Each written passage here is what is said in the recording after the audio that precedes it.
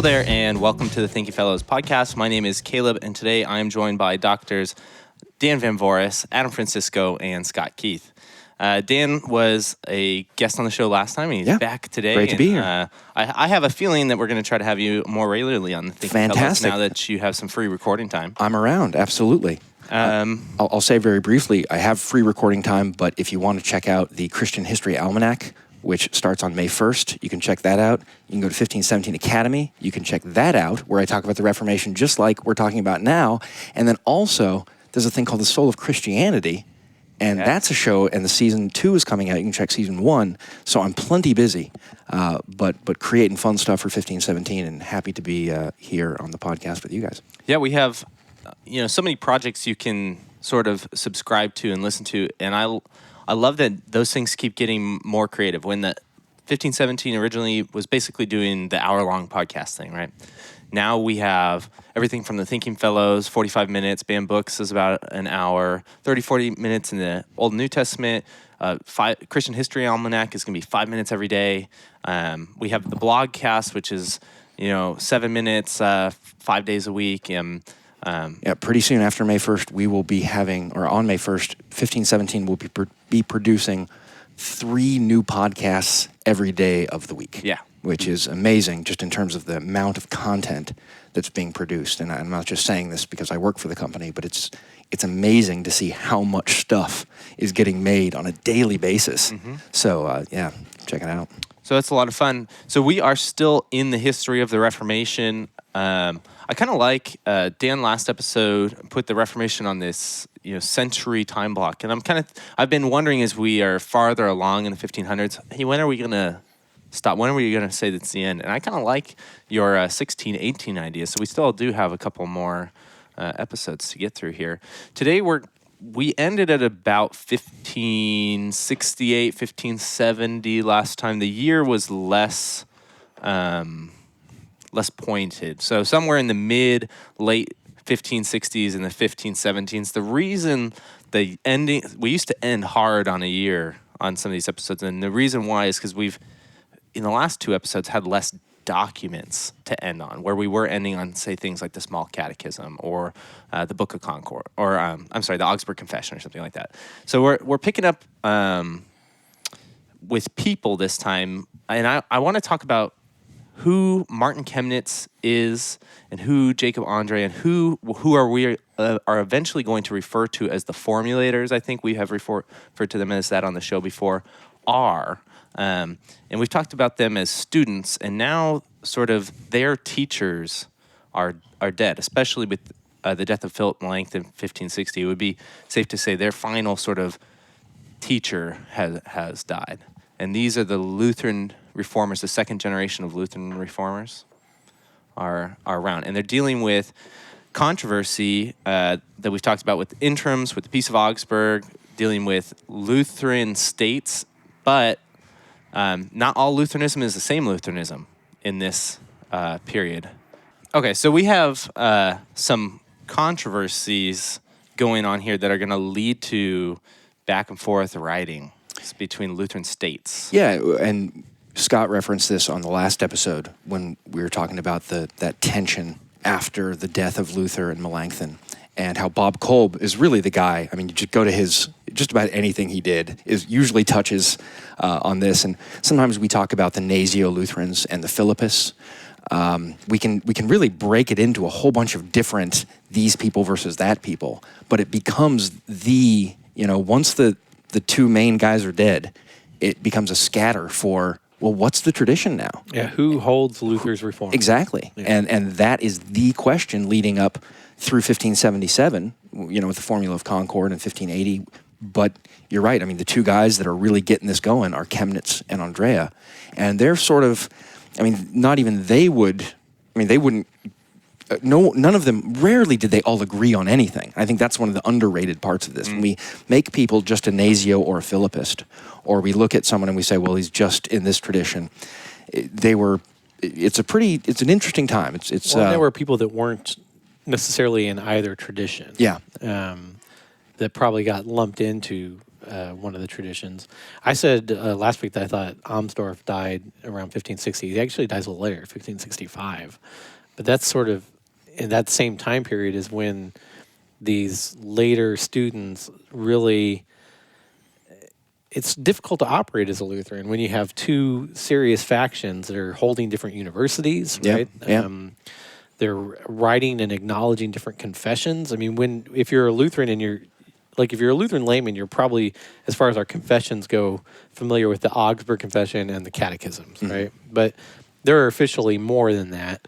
You've got the catechisms, small and large, the Augsburg, the Apology to the Augsburg Confession. You've got the epitome, these things that really... The epitome and the solid declaration for the formula. But then you also have the small call articles, which we talked about, and the power of primacy of the Pope, which we talked about. But the funny thing is there's more confessions like circulating at this time, even within Lutheranism, that are sort of previous attempts to the formula to say, this is Lutheranism right here. And Magdeburg, right? There's the Magdeburg Confession, which is sort of famously coming out of that city of Magdeburg, which they were able to hold during the Smalcaldic War that never really capitulated. And they write a confession that's if you were to read it, you'd say it's a very Lutheran confession, but it doesn't hold some of the compromises that managed to come out of the Formula of Concord, which just means the formula for unity, right? And so that's what these people, if we're talking about people like, I'd even put Amsdorff in there before he dies, but Amsdorff, Andre, Chemnitz, and others, that they're trying to bring some unity to this very fractured Lutheranism. And we shouldn't pass over the fact that one of the things that seems to be part and parcel with being Lutheran is fighting with other Lutherans. Yeah, I was going to ask a question. What is it I don't think it's just Lutheranism. It's Protestantism generally. How quickly it fractures and splits I think it's into sola different... scriptura. Yeah. That's an interesting... I think I know where you're going. What do you mean by that, sola scriptura? I think that prior to the Reformation, if you disagreed on something, it was very, quote-unquote, easy to find the answer. Even if you were sort of a low-level monk or a priest and you had an idea that disagreed, there's a higher authority and there's sort of a system of higher authorities that you could go to get the answer, and eventually you'd be told, hey, yeah, keep teaching that. That's in line with Roman or theology, or stop teaching that. That's anathema and you're a heretic. After the idea of sola scriptura, it opens up in a way everybody being their own interpreter of the text. Now, it doesn't, the way it comes out, especially in Lutheranism, doesn't actually do that as much. And that's how we end up with confessions in Lutheranism, right? Say that this is what we've landed on over here. We think this is in agreement with Scripture over there.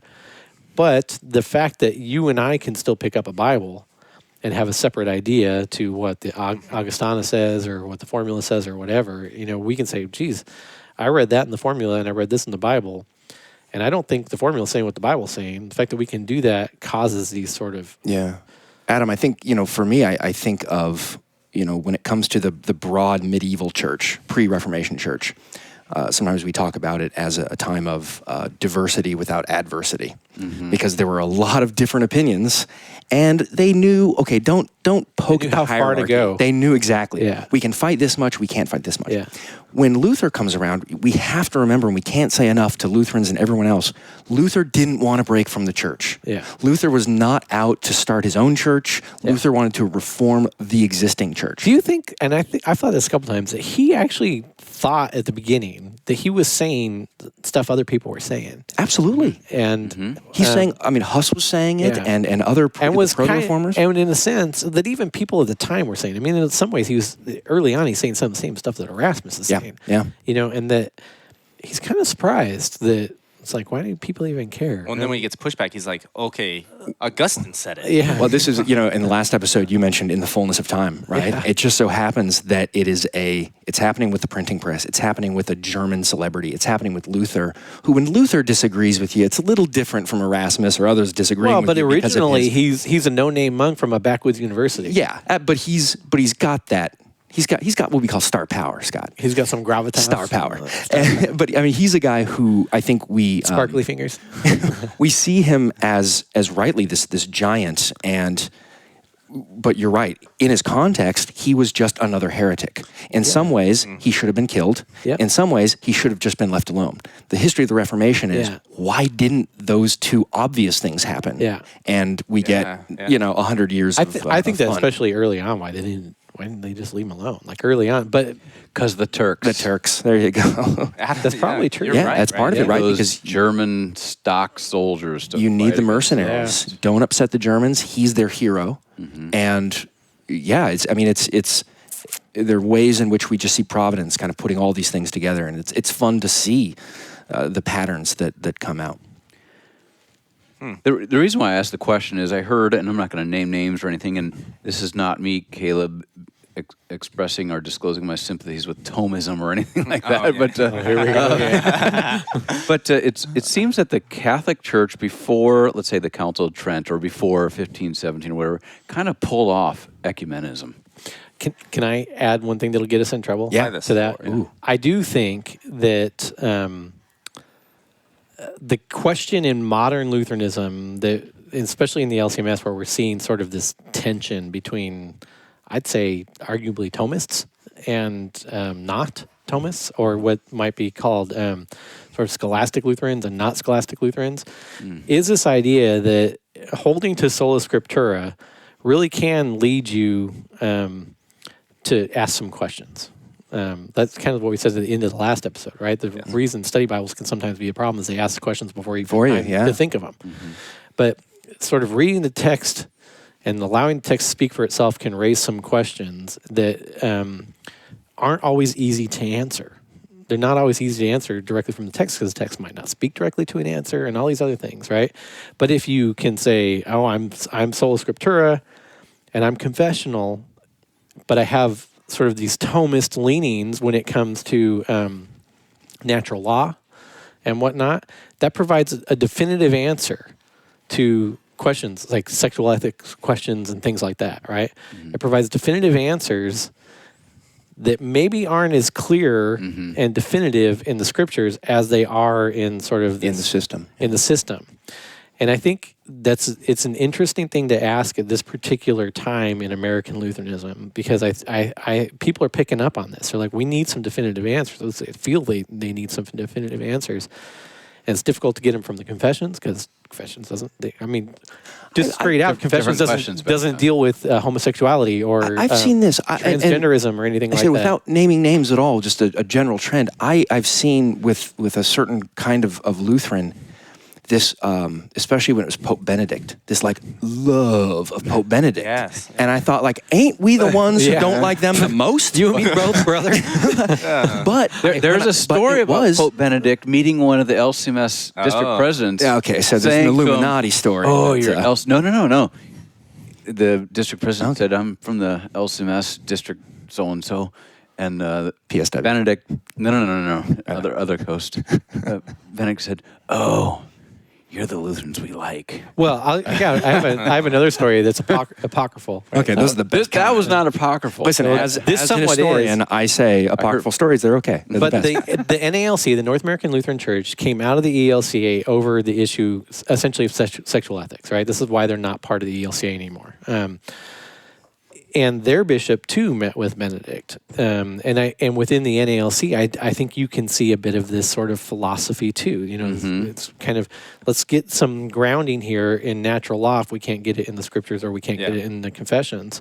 And the fact is, I mean, you can maybe extrapolate to arguments, say, with transgenderism in the scriptures. And I'm not, for those of you who want to write us emails like crucify me, I'm not advocating for any of this. In fact, I have the opposite position, right? I think that these things are at best problematic and at worst sins, right? And at the end of the day, though, the natural law argument works much better for saying that's completely unnatural than anything directly out of the confessions or the scriptures or really, I mean, it's difficult, and sola scriptura opens you up to like asking questions.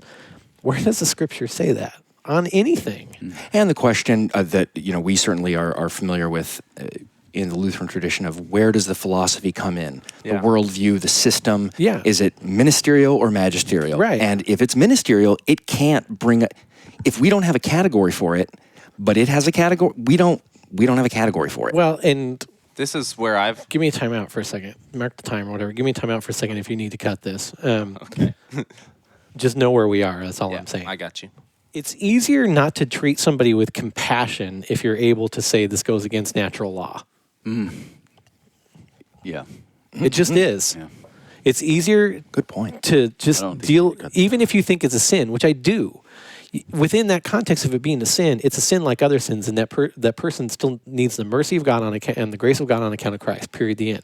But it's easier to divest yourself from having any compassion towards somebody if it's just simply unnatural. Yeah. What do we do throughout the history of humankind? We look at dehumanizing the other, right? We say that person is that person is an other, and then we can do terrible things. And that natural law, what I'm getting is maybe it's not as maybe it's got some helpful things, but let's put some brakes on it and not just adopt it wholesale. Well, it's why, to get at what Adam said, it's why I'm not a Thomist, Yeah. to be honest with you. Because here's the deal. Those things are sins. But, man, many of the things I do every single freaking day are sins too. Mm-hmm. And I expect, and in a way, I demand, because he promises it to me, God's grace on account of Christ for those sins that I commit every day. And I demand them without saying definitively, you only give me that grace if I stop doing those sins. Right? I demand them with the expectation that I'm going to commit some of those same sins tomorrow too, if not all of them. Because he promises his grace to me on account of Christ, even though I'm a sinner, because I'm a sinner. That's easy to do from the perspective of Scripture. It's harder to do from the perspective of natural law because it's just unnatural. You know, when we're talking about and this splintering, Adam, we started this conversation by you saying we splintered into so many denominations, and how did this happen so quickly? And what is it in the DNA of Protestantism to do that? You know, and I think that sometimes it is, when we tend to grab these other philosophies, and we're just prone to grabbing other philosophy, and when it is distinct from the gospel proclamation, well, then you can become as many groups as you want. It's interesting to me to see the groups that are coming together now. Many of our friends around 15, 17 and the like, even though we're not in the same necessarily church bodies, we're coming together around some of these principles, these Reformation principles, these things that came out because we say, oh, that's what it's about. When it gets away from that and it becomes your view on natural law and your view on Old Testament interpretation and your view on sexual ethics, then you can split up as many ways as you want. Well, we probably need to get back to dates, but it's also this is the original thing that Luther argues against in his disputations. He argues against applying not philosophy, not like in terms of reason, not philosophy, but philosophies that you think can answer the hidden questions of God to the Scriptures and to the gospel. This is the original thing he argues against right here, and it's what, to tie it into the date conversation, it's what later Lutheranism becomes more comfortable with doing, especially after the period that we're talking about now. As you get into 17th century Lutheran dogmaticians, they become more comfortable with doing that original thing that Luther warned against, which is applying particular philosophies to the Holy Scriptures in order to answer certain unanswered questions. And as good as, to tie it back into your date, as good as the two natures in Christ from Chemnitz is, which is amazing, it's, in my mind, it's one of the footholds of that. Because that's what's 1577? 78. 78? Yeah, 78. He has to use so many Aristotelian arguments to do that. Do you think that it's a foothold for the start of this? Now, he doesn't do it. It's much like with Melanchthon and the Philippists, right? Yes. Or Luther and the Gnesios. Chemnitz doesn't go too far with it, but that type of argumentation that's so long and so technically Aristotelian, it opens the door to the later dogmaticians who, in my opinion, I don't know about, you've studied them, Dan, more than I have, they go they go all the way. Well, I think They're like the it just becomes scholastics of the scholastic. 13th They just century. they just Cathedrals of the embrace the mind. scholasticism and whether it's coming from post-Trent Catholics or coming from the Reformed, there's a just kind of blending of traditions, which who knows, maybe it was helpful, but at least we need to see them as things infiltrating other things. And certainly in that second generation of Lutheran theology, the Lutheran scholasticism, it's present. And I think we at least need to watch out for its ill effects. So because he's absent, in the words of Rod Rosenblatt, Caleb, we will allow you to edit that conversation as necessary. Yeah, no, I think I don't it'll think be. it needs to be edited. I think it'll be just fine. And I actually think we. I did the ended show on called Virtue in the Wasteland, and we rarely edited, so you guys will be fine. Don't. Oh man, now I'm sweating. Can we turn on the fan? May 1st, Christian History Almanac. No emails. No one's getting mad at that. That's just me telling stories. That's funny. Uncle Dan telling you stories. Oh, I love it. So that actually works as a really good transition into those two camps, the Philippists and the Gnesios, who, like you just said a second ago, kind of go to extremes and do some of the things that, Philippists named after Philip Melanchthon, do things that Melanchthon actually didn't do in his systematic theology, and Gnesios also, in some instances, going pretty far, rejecting the law in the Christian life. Again, in the words of the absent Rod Rosenblatt, can I give you an example of that? Yeah. I mean, the classic example of, there's many examples of the Philippists going too far with sort of Aristotelian thought. I mean, that's essentially what happens as they explain the supper. They get into, they parse and they parse and they parse and they parse and they parse and they parse, and eventually, in, with, and under, right? Christ's body and blood being in, with, and under the bread and the wine is gone because you've parsed so far that nobody can understand what you're saying. Mm-hmm. But the other classic one on the other side of not being aware of how to explain things, or trying to explain things without understanding the philosophical implications is Flacius or Flacius or however you want to say it, one of the classic Gnesios. Eventually makes an argument regarding how sinful is a person, and he's arguing against Philippists who are using Aristotelian arguments to say that you can sort of, within man's will, you can assign a part that does something good in his conversion, and they're using Aristotelian categories to say, well, it's the part that's changed that's doing good, even though the changer itself is not the person. They're getting all crazy with it. And Flacius says, well, that's nuts, man. A person is so sinful that they are sinful way down to their substance.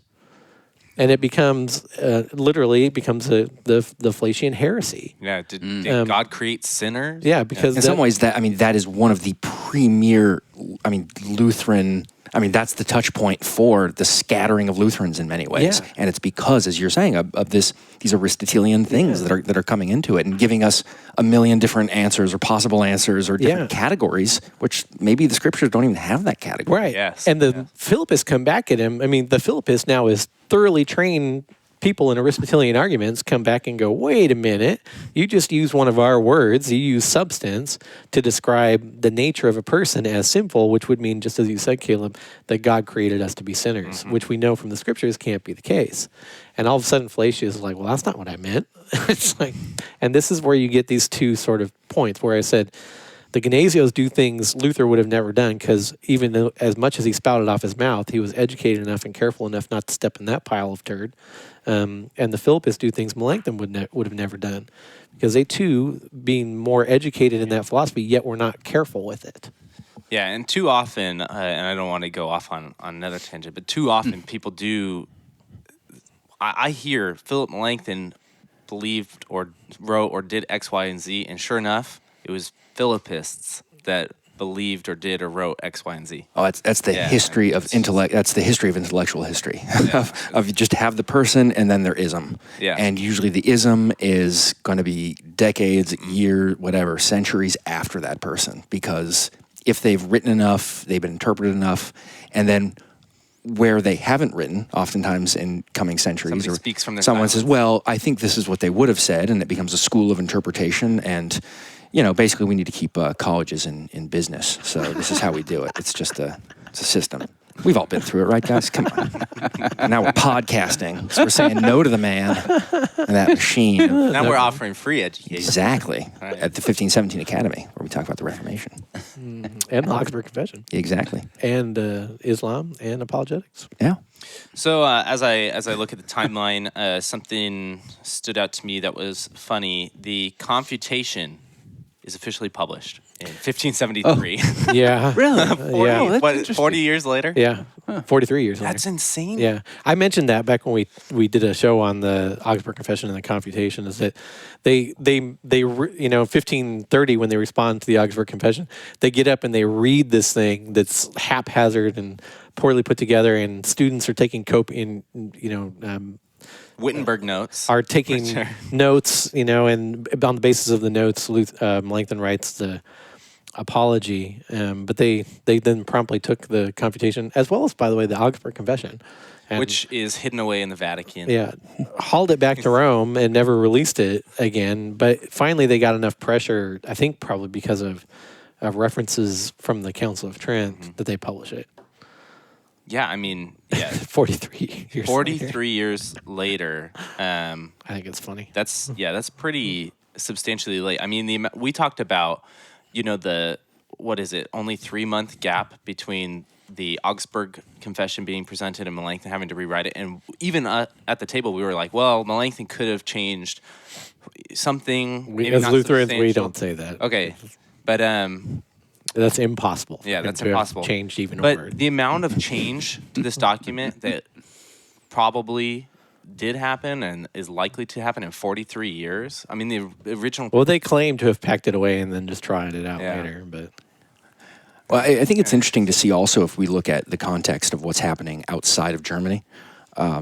You can see maybe why some of the German churches and the Lutheran churches were interested in coming to some kind of conclusion or coming to some sort of peace or statement of faith. Because if they're looking around to France, the wars of religion have just started. If they're looking over to England, you've had the Bloody Mary, Bloody Elizabeth. If you look in the Netherlands and Spain, you've got Charles V, who had wreaked all his havoc. I mean, it's bloodshed, although it's not gotten to the point of 1618.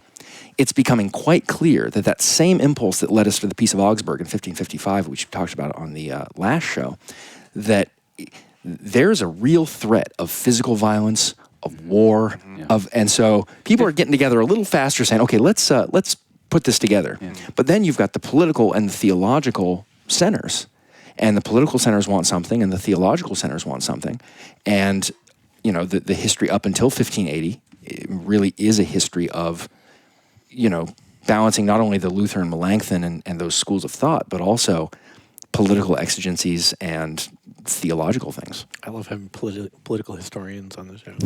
I think the St. Bartholomew's Day massacre was that 1572. Yeah, where yeah. it's some wedding party. Oh, it's Thousands it's and Game of thousands Thrones, Red Wedding. It's absolutely it's all Game of Thrones. And I mean the blood that spilled, and not just the blood that spilled, but the way in which the printing press realized, oh, I know it sells. And so it's whether it's Bloody Mary, Fox's Book of Martyrs, stories of the St. Bartholomew's Day massacre, which was interesting, but there were much bigger massacres. That one just got the pub. Mm-hmm. And this is the age post-Luther where that's a really big issue. And, if it bleeds, it leads. That was true in the early days of news as well in the 16th century. And so you get that pressure, and it's going to embolden the people from below. It was a stressful time to live. I mean, they didn't have Twitter and streaming CNN 24 hours and stuff, but the tension. What's Twitter? It's online computer stuff. That's social media. Yeah, ARPANET. Don't worry. I actually have it on my phone. I don't do anything with it, but So next major stopping point: the crypto-Calvinists in Wittenberg. What is a crypto-Calvinist, and do they plague us to this day? oh, gee. Talk about leading with the question. Well, I think what is a crypto-Calvinist? Crypto just means secret, hidden. Yes. And so sometimes it is that someone is a secret or hidden Calvinist. Sometimes it's that they have a doctrine or two which may veer in that direction. I mean, it's one thing to be one and one thing to be called one. Mm-hmm. I would say that there were those then, and there were those that were just called that then. Same today. I would say probably most of the ones that may lean in that direction today don't know that that's what they're doing. Sure. Aware- It's because when we talk about it, I mean, sacramentarianism, or we're talking Yeah. about a view of the sacraments primarily, Primarily view sacraments that differs, and that's what's gonna, led by Philipists who probably knew what they were doing. but want to just Wanted make to that push move. the envelope a little bit. Some of this could have had. I mean, if you want to put the best construction on some of these guys, some of them were trying to make peace, because, as Dan said, the threats were getting greater as time went by. Right, it used to be like one man's going to be burned at the stake, and now there's going to be a war over this. Yeah. And now there could be a massacre in your church over this. And so the threats are getting greater, and in some ways, people are just simply making concessions, but without realizing that they live in such a confessional age, that those concessions will be received very poorly by people who think that it's not authentic to do so. Yeah. There's some of that we can relate to today. Like authenticity is sort of a big thing. And I today. even think what you said in the difference between people who understand or take very seriously their subscription to a confession, Right. and the confessions as a whole, and people who sort of understand them, have read them, but don't in the same degree put their whole body and soul into subscribing to Right. it. It can lead to a tribalism, right? We start to it just becomes in this age, sometimes it's not even what you believe, but what team you're saying you believe with. And that's unfortunate, and it's not to be cynical at all, but it's just the way things are sometimes. And okay, well, I think of when I lived in Scotland, and it was all about Rangers versus Celtic as the two soccer teams. And I was told on many occasions that that's Protestant Catholic. Now, none of them darken the door of a Protestant or Catholic church, but dang it, they were Protestants and Catholics on Saturday when the football was on, and they were, pounding And by each other's football, you heads. mean soccer. Sorry. When they were pounding each other's heads on the cement or with a, McEwen's lager tin. So even though they weren't the most theologically pious of folks, the party line was drawn, and people like a good fight and sometimes a good party line. And that's just one of the unfortunate things that we see as some of the very, very sincere and devout people who are trying to figure out what's our identity. Well, and then you got the yahoos who just buy the hat or the flag and punch people up after the game. So, it happens. Cool. The yahoos. I don't mean to be cynical. I mean, I'm just trying to say we want to think of the whole range. There's no reason to think that, think of your church today and think of the people that are into their work or into theology or not into theology or into their kids or not into their kids or into whatever. The church was made up of the same kinds of people back then. Yep. So we want to always, I find as a historian, try and look at everyone in the church pews and say, what's going on with them? Yeah. And as much as we're interested in the sort of pure theological thought, sometimes, it gets messed They got around with other going things. on. Yeah. All right, so I think this, where we are in time, this will probably get us to the end here. But now we have the Torgau Conference, the Epitome to the Formula, and the next year, the Solid Declaration. I think this. So you're 1575 to 1580 kind of right, and this is kind of a fun period. I mean, I think it's a little earlier that. I don't know, it's like earlier 1570s that Andre takes his sermons on sort of the horsey trail, or I kind of think of it the circuit rider trail. Like he's got these 6 sermons that become part of the epitome, and he's trying to convince the pastors who will eventually vote on whether or not this is accepted as this document for unity. And so he writes these sermons. And he trots them around from church to church on probably donkey back, just like Stuff that people have been doing forever, and it's just our dumb generation where we can't because everyone's, live tweeting it and stuff. Yeah. Like, I heard this one before. But yeah, they could just go on the road. Yeah, they with could their- write six Yeah, and do it exactly. for years. and he just preached them. And in the process of preaching them, he does some convincing on these issues. Now, it's kind of funny because I'm the guy that will usually argue that a sermon needs to be, very gospel oriented, and you need to, in our day and age, especially assume that some of the people in the pews are not Christian and are hearing this for the first time and all this kind of thing. But he's out there, he's preaching on like issues on adiaphora, on issues on election and the will, and writing whole sermons about this, and now preaching it. And I think it's kind of exciting. Like, could you imagine being him? You're tasked with not only writing these things, but going out and convincing these various churches by virtue of being a guest preacher in a pulpit. Yeah. Workshop this around the nation. Yeah. See how it works. Yeah. Kind of, politically think of it like, what do they call those gatherings where people... Like a town hall or a hall caucus type or something. thing. Yeah. He's doing it. They're doing town halls all over the country. Kind of like in the age when our politicians used to get on the train and do Whistle stop tours. Tours. It's kind of like that, and it works. And the funny thing is, the weird thing is that it works. By the time you get several years later, as they start trying to put together official documents in the mid to late 1570s, they're expanding on what Andre had done in the 6 sermons. The element, too, of having that theology touch the common people.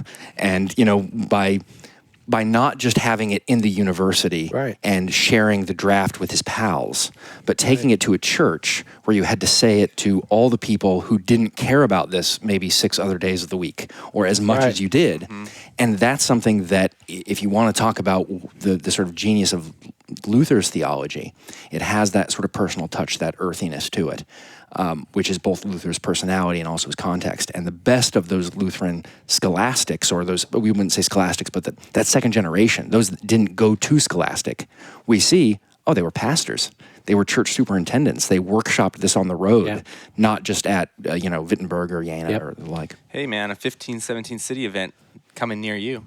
Well, the other thing that I think is interesting, and this is sort of the nerdy theological point, is that I already mentioned that Chemnitz writes the tome, The Two Natures in Christ. He writes that in 1577 or 78. Yeah.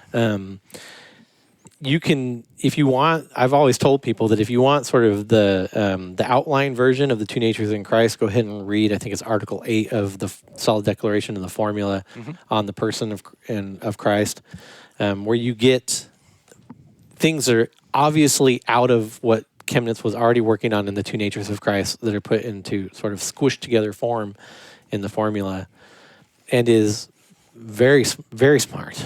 Yeah. And really the best, Article 8, and then if you want the expanded version, Two Natures of Christ, the best explanation I think that you can get of Jesus Christ, true God, true man, your Savior.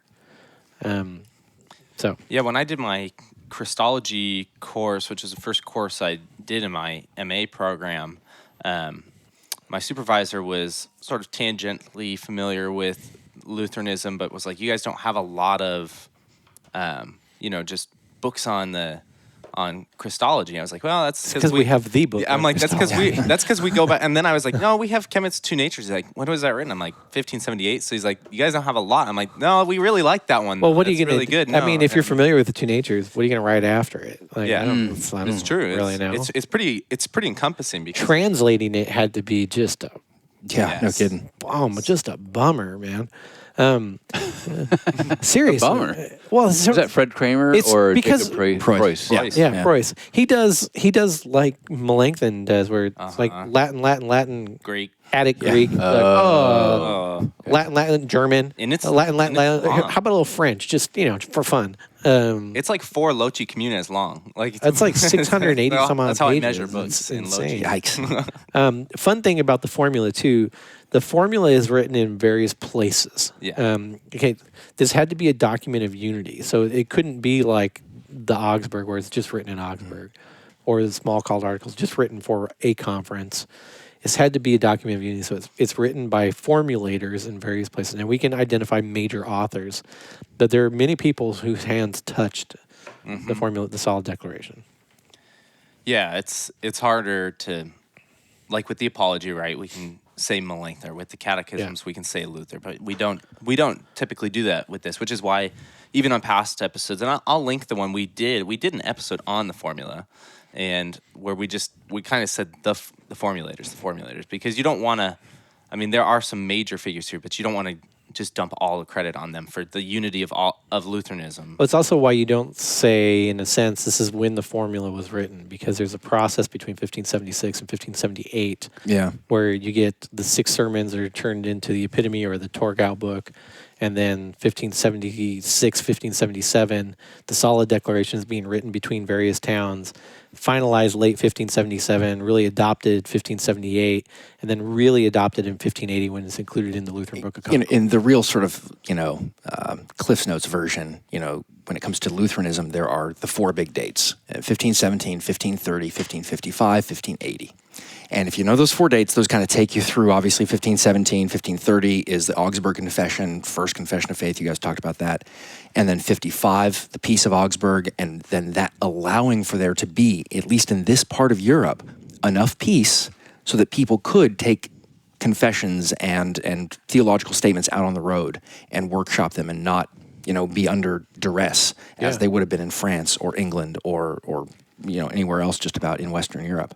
So and then 1580, whenever I talk about the Peace of Augsburg, the Formula of Concord, and I'm one of many who you'll just see 1580 next to it. And it wasn't written in 1580, but that's the year that people finally put the stamp on the version that's the closest to what you have now. Mm-hmm. And so it's just this thing that's a really good way to say going through in the 70s, but 1580, so oftentimes I'll just say adopted.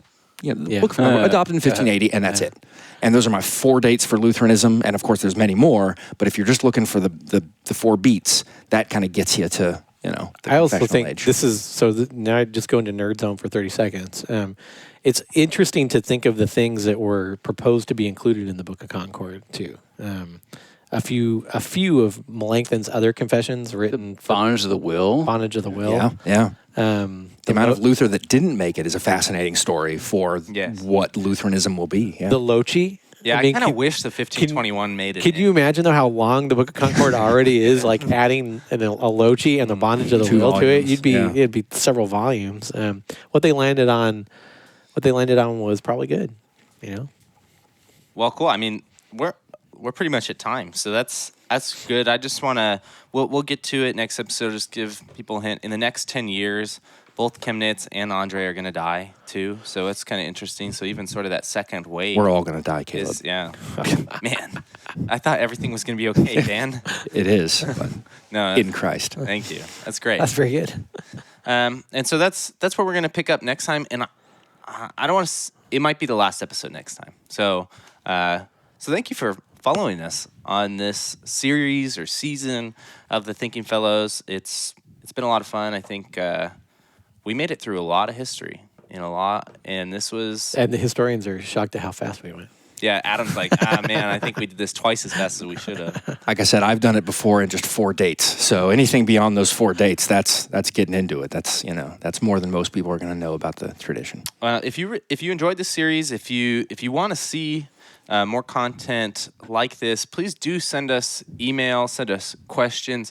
Sometimes questions, give us an episode or make it into a Q&A, but sometimes they inspire whole half a year worth of content from us that says, hey, man, we might be able to do a lot with this kind of thing. And it really helps us understand what you get out of a new series. If people enjoyed this, if there was something that said, wow, I'd really like you to take back up doctrinal issues because this brought this to a head or something, just don't be afraid. You can send us an email on the contact page on the Thinking Fellows website. You can send a message on Twitter to the Thinking Fellows page, Facebook as well. So any way you want to get in contact with us, that's great. And please do remember to subscribe. And if you would like to support our efforts, you can go to 1517.org. And there's a big red donate button in the top right corner. Small recurring monthly donations really do help us as a podcast continue to produce this show week after week. So thank you for everybody who already supports us. And if you really have benefited from this series, please do consider supporting us so that we can do another one like it. All right, thank you for listening to this episode. We'll catch you next time. Bye.